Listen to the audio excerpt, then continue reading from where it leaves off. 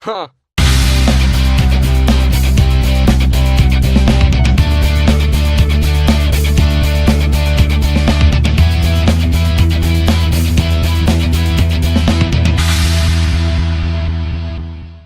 Hi guys, this is Dane from Jonah Guitars. So this is not a demo. It's a finish-up video for the Gecko 9-string. Here you go. And I sent it to a guy to do a demo on it because I just don't play well enough to do it any justice, and I hate to have you thinking the guitar doesn't play well because of my inability. The demo I have already posted. This guitar has been done for a year, and probably right around there, yeah. And I just did a video on the case. I just uploaded the first piece of video on modifying the case, and I mentioned in that video that it had been sold. The guitar had been sold. It did not end up being sold actually after all. The fellow that was going to buy it actually had some problems with his hands, and so that fell through. He wasn't going to be in a position because he works with his hands. He wasn't going to be able to continue working, making money, and he also wasn't going to be able to play the thing. Anyway, so that's quite seriously tragic that happened to the guy. But so it is available, and we may talk about that later in the video. I just kind of wanted to go over the features of the guitar. I think Dale, the guy that did the demo for me, Tone Doctor, and also part of the Lexington Lab Band, and all around nice guy, did a demo, did a great demo. The only thing is there might have been a couple things that weren't communicated exactly with what the guitar actually is, and that's not to blame Dale for anything. It's just to say that I want to be more accurate about what you're getting if you buy this guitar. So I'm going to just got it plugged in here, but I'm just going to go ahead. I guess I could turn it down. So we have the black walnut body, right, which is carved, as you can see. It's a carved top. The back is mahogany and maple. I believe it's African mahogany, and then it also has some strips through here which are walnut. And the neck, laminated neck, is made of mahogany, which is genuine, and not to say that it's not real mahogany, but there's different types. Genuine mahogany, some kind of rosewood, and then lacewood in the center. And the peghead veneer. While I'm on the neck, let me say that the neck is an asymmetrical carve. So, and you probably won't be able to see it. It's not really so seriously asymmetrical that you notice it so much, but it's the higher portion of the neck, rather than being, or the thickest portion, rather than being right in the middle of the neck, which is pretty common for guitars. It's more like right here along this line. So on the bass side, this is the bass side of the neck, it is a little thicker than it is on the treble side, which some people, myself included, would say is a more comfortable neck to hold, and gives you actually more access, fretting access. The fretboard is there is an actual technical name for it. I've always called it Bolivian rosewood. That's what I was told it was initially. I don't think it's actually Bolivian rosewood. I think it's another product that is rosewoodish. Anyway, the peghead veneer is the same walnut as the body, black walnut. The tuners are Gecko, and there are 9 of them, 5 on top, 4 on the bottom, which doesn't make sense. more bass side, more treble side, but top and bottom physically. All right, and then this is a specific peg head shape, specific just to this guitar because it's 9 strings.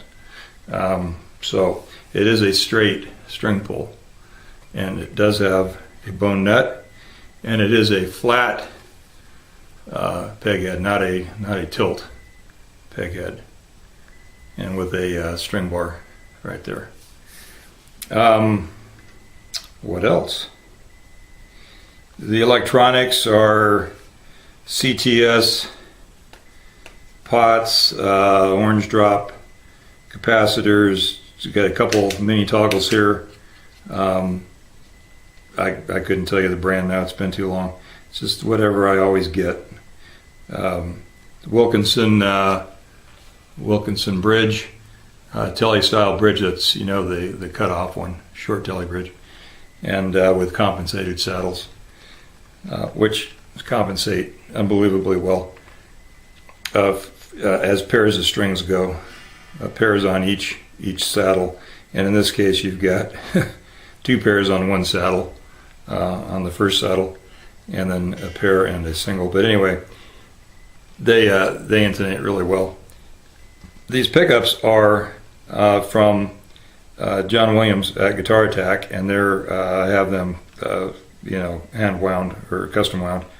He does those for me, and at this point I couldn't even tell you the output. I asked him for a lower output pickup for this guitar because I wanted a nice warm sound, and I think we achieved that. Switchcraft toggle, and then oh gosh, they're not the Dunlop, but they're a shallower style strap lock that's made by Dunlap, I believe, or Goto now, not Dunlap, Goto. All right, so the other thing that is of significance is the Evo fret wire. So I have all black hardware, and then I have the gold fret wire, which is not as hard as stainless, but a whole lot harder than nickel silver. And then we also have the abalone fret markers all the way up, and then one that got away, and he's just hanging out on the body here. So, little Gecko guys. All right, then we have the wiring. You know, I'm going to lay this down for a second. I'm going to talk about the wiring being series parallel wiring. I'm going to show you a picture on my computer because I just, as I said in video, I think it was number 40.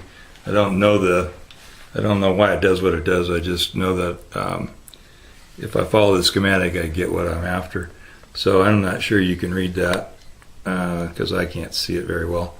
But you have parallel right here, and you have series over here. Now, if Lindy Frelin is to be believed, I guess you could just pause if you wanted to look at that. But the parallel, you have each pickup running to, and these are single coils shown here. So you have each pickup running to the output eventually. Of course, they go through switching and different things, but so each pickup runs to the output individually.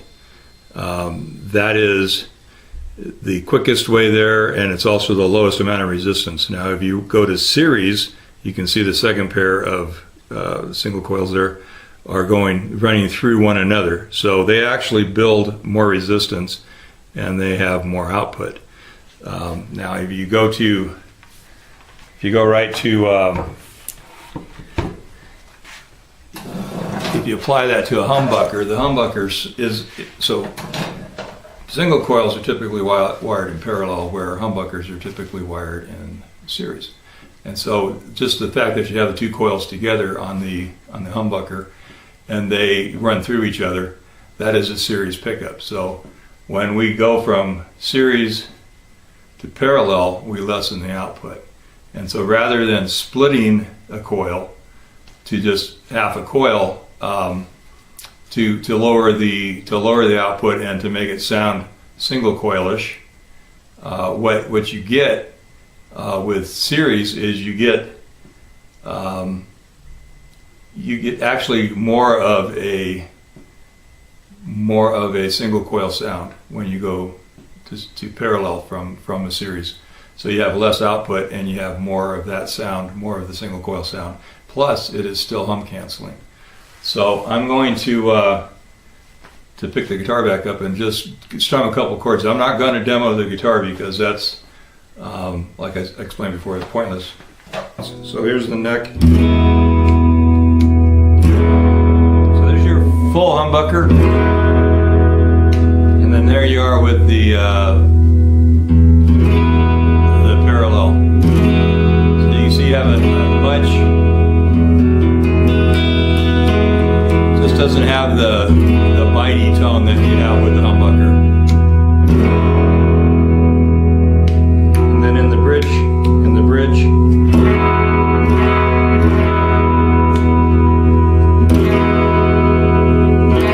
same thing.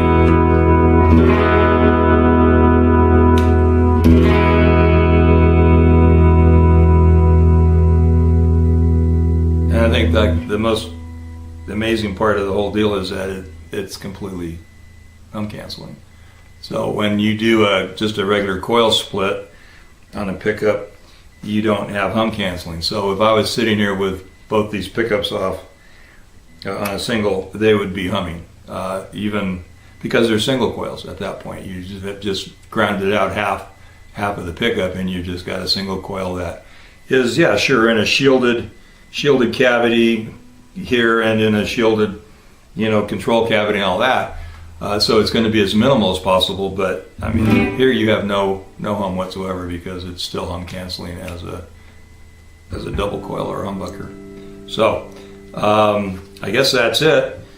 There is the case, which I am running a series on right now, and you'll see that come together and pictures of the guitar in the case.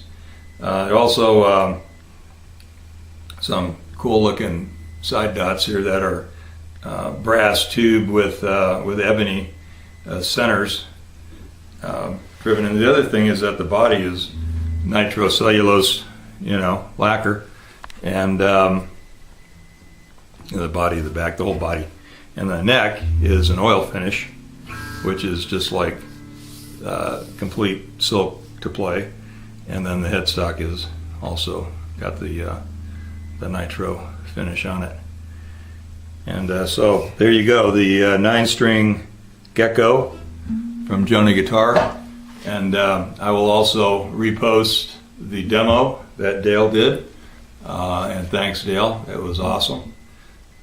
So that's it, guys. This guitar is for sale. I will eventually put it on reverb if I don't get any responses from the video.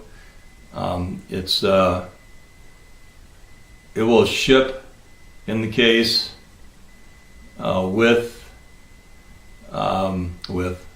let's just say it's complete in the case, guitar case, shipping included, in the US, $3,000. So